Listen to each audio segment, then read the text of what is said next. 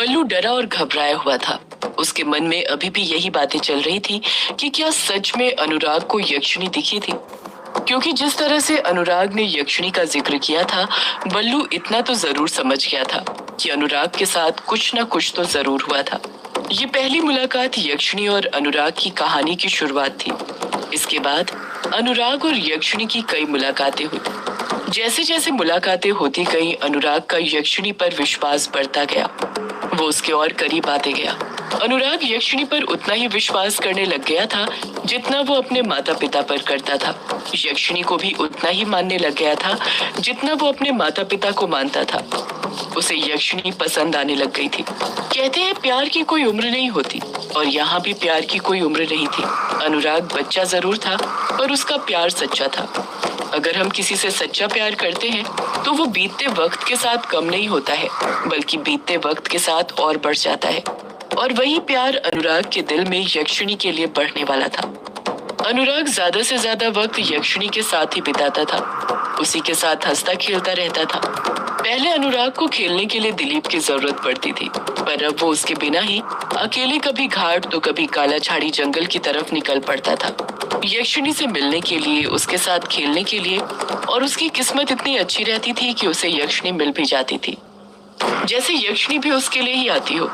उसे भी अनुराग के साथ खेलना अच्छा लगता था। यक्षिणी अनुराग को कई राज की वो बातें भी बताती थी जो किसी भी आम इंसान को पता होना ताज्जुब की बात होती थी।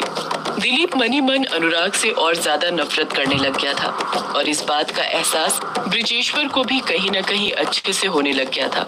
और इसी सिलसिले में ब्रिजेश्वर बल्लू से बात कर रहा था। ब्रिजेश्वर और बल्लू दोनों ही हॉल में बैठे हुए थे।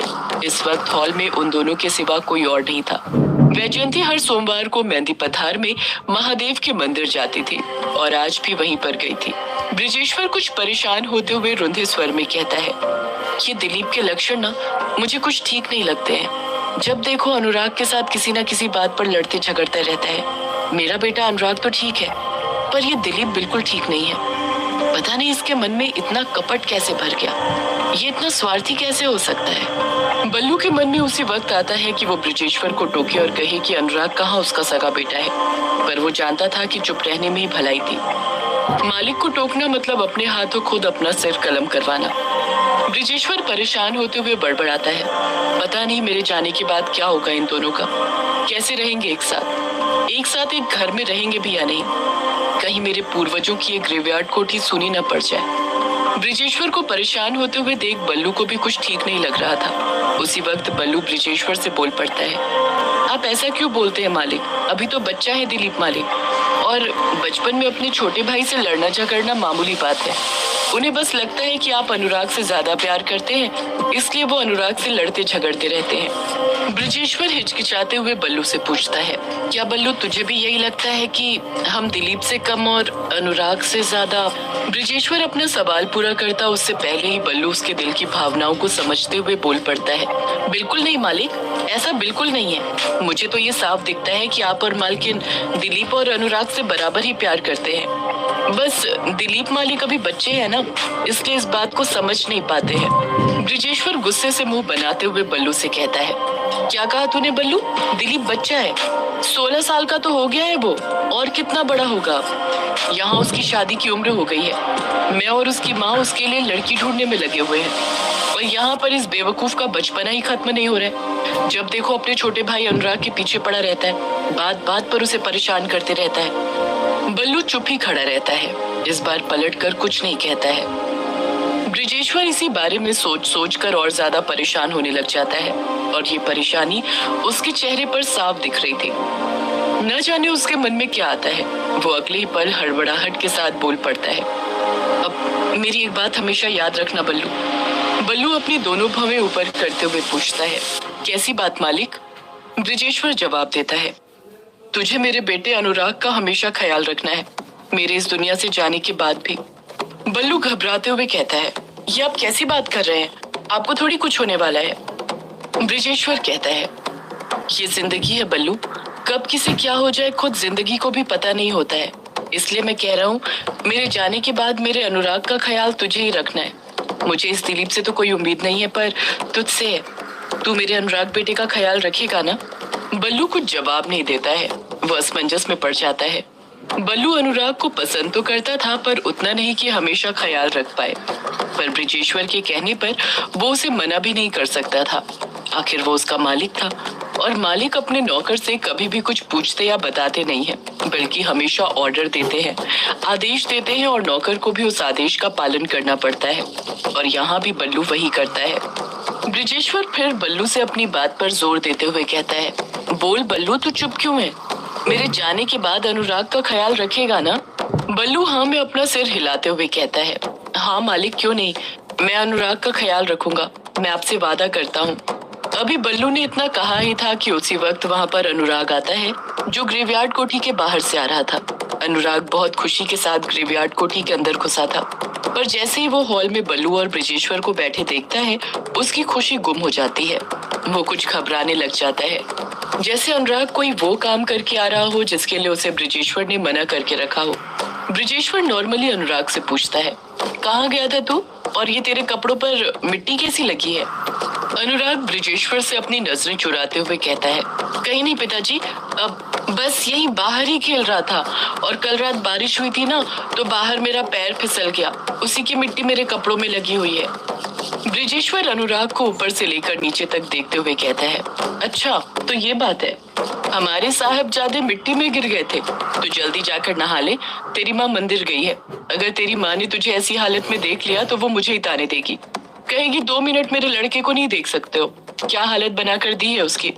अनुराग हंसते हुए कहता है, जी पिताजी, अभी जाकर नहा लेता हूँ, ताकि आप माँ की डांट से बच जाए। ब्रिजेश्वर अनुराग की इस शरारत पर हंसते हुए कहता है, अरे मैं तुझे तेरी माँ से बचाने की कोशिश कर रहा हूँ और तू है कि मेरे साथ ही। इतना कहकर ब्रिजेश्वर खुद धीरे से ठहाके लगाने लग जाता है। अनुराग तुरंत भागते हुए सीढ़ियों के पास जाता है और धड़ाधड़ सीढ़ियां चढ़ने लगता है। वो सीधे अपने कमरे में ही जा रहा था कि तभी उसके मन में दिलीप का ख्याल आता है, और वो उसके कमरे की तरफ जाने लग जाता है। दिलीप भले ही अनुराग को अपना भाई ना मानता हो, पर अनुराग दिलीप को अपने सगे भाई से भी बढ़कर मानता था। अनुराग भागते भागते दिलीप के कमरे में घुसता है और हड़बड़ाहट के साथ दिलीप से बोल पड़ता है, दिलीप भैया सुनिए ना। दिलीप अभी भी बेड पर पसर कर सो रहा था। वो जगा हुआ तो था, पर आधी नींद में। अनुराग दिलीप के सामने ही खड़ा हो जाता है और उसे बिना छुए उठाने की कोशिश करते हुए कहता है, दिलीप भैया उठिए ना दिलीप भैया। दिलीप जानबूझकर नहीं उठता है और अपना मुंह दूसरी साइड करके सोने लग जाता है। अनुराग अच्छे से जानता था कि दिलीप को कैसे उठाना है। अनुराग हड़बड़ाहट के साथ कहता है, पिताजी आ रहे हैं दिलीप भैया, पिता आ रहे हैं ऊपर। जैसे ही दिलीप के कानों तक ये आवाज पहुंचती है, दिलीप फुर्ती के साथ उठ बैठता है और बौखलाहट के साथ बोल पड़ता है, अभी नहाता हूँ पिताजी, अभी नहाता हूँ, आप मारना मत, अभी नहाता हूँ। यही सब बड़बड़ाते हुए दिलीप उठा ही था, और जब वो अपने आसपास ब्रिजेश्वर को कहीं नहीं पाता है और साथ ही अनुराग को खिलखिलाते हुए हंसते हुए देखता है, तो गुस्से से उसकी नाक फूलने लग जाती है। वो उसी वक्त अनुराग का कान पकड़ते हुए कहता है, तू फिर आ गया सुबह सुबह मुझे परेशान करने के लिए। कितनी बार बोला तुझे मेरे कमरे में मत आया कर, तू मानता नहीं है ना। आज तो तेरी खैर नहीं, तू नहीं बचेगा मेरे हाथों से। इतना कहकर दिलीप अनुराग का राइट कान कसकर पकड़ लेता है और उसे कसकर मरोड़ने लग जाता है।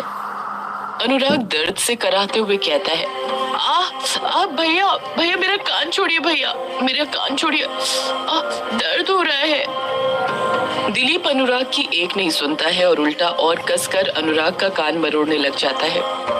अनुराग दर्द भरी आवाज में ही ऐसे बोलता है जैसे कोई गुप्त बात बता रहा हो, कान छोड़िए भैया, मैं तो आपको एक राज की बात बताने आया था। अगर आपने मेरा कान नहीं छोड़ा तो फिर मैं वो बात आपको कभी नहीं बताऊंगा। जैसे ही दिलीप अनुराग के मुंह से ये बात सुनता है, वो अगले ही पल अनुराग के कान से अपने हाथ की पकड़ कुछ ढीली करते हुए कहता है, कैसी राज की बात? दिलीप कुछ सोचते हुए कहता है, क्या तुझे बल्लू काका ने बता दिया कि उस दिन उन्होंने बंद कमरे के अंदर पिताजी से क्या गुप्त बातें करी थी? अनुराग मुंह बनाते हुए कहता है, किस दिन भैया, आप किस गुप्त बात की बात कर रहे हैं? दिलीप अनुराग के चेहरे के एक्सप्रेशन देखकर समझ जाता है कि उसे इस बारे में कुछ पता नहीं था। दिलीप तुरंत बात को पलटते हुए कहता है, तू ये सब छोड़ना और ये बता क्या बताना है तुझे। अनुराग कहता है, भैया आपको पता है वो काला झाड़ी जंगल है ना, उसके अंदर एक बहुत बड़ा झरना है। दिलीप हैरानी के साथ कहता है, क्या कहा? काला झाड़ी जंगल के अंदर झरना है? अनुराग हामी भरते हुए कहता है, हाँ भैया, और उस झरने के पास एक बड़ा सा शिवलिंग भी है। जब झरने का पानी शिवलिंग पर गिरता है तो उससे ओम की आवाज सुनाई देती है। दिलीप खामोशी के साथ अनुराग की बातें सुनते रहता है, उसे बीच में नहीं टोकता है। अनुराग खुश होते हुए कहता है, मैं आज उसी झरने के पास गया था। वो झरना बहुत सुंदर है दिलीप भैया, बहुत बड़ा तालाब भी है उसके आसपास। यक्षिणी मुझे वहीं पर ले गई थी। यक्षिणी ने मेरे ऊपर पानी भी डाला था। हमने झरने के पास बहुत खेला, मुझे बहुत मजा आया। जैसे जैसे अनुराग इन सब चीजों के बारे में बताते जा रहा था, दिलीप के अंदर का गुस्सा बढ़ते जा रहा था और वो गुस्सा उसकी आंखों में साफ देखा जा सकता था। अनुराग अपनी बात को आगे जारी रखते हुए कहता है, उस जगह पर जाना इतना आसान नहीं है। वो तो यक्षिणी ने मुझे बताया। जैसे जैसे यक्षिणी मुझे बताती गई मैं वैसे करता गया। अब तो मैं अकेला भी उस झरने के पास जा सकता हूँ। यक्षिणी बहुत अच्छी है, मुझे अच्छी अच्छी जगह पर ले जाया करती है यक्षिणी। अनुराग यक्षिणी की तारीफ में और झंडे गाड़ता, उससे पहले ही दिलीप अब उसका दूसरा कान मरोड़ते हुए कहता है, ये क्या जब से तूने यक्षिणी यक्षिणी लगा कर रखा हुआ है? तुझे कितनी बार बोला है मैंने मेरे सामने ये यक्षिणी यक्षिणी मत किया कर। यक्षिणी ऐसी है, यक्षिणी वैसी है। आज हमने साथ में ये किया, आज वो किया।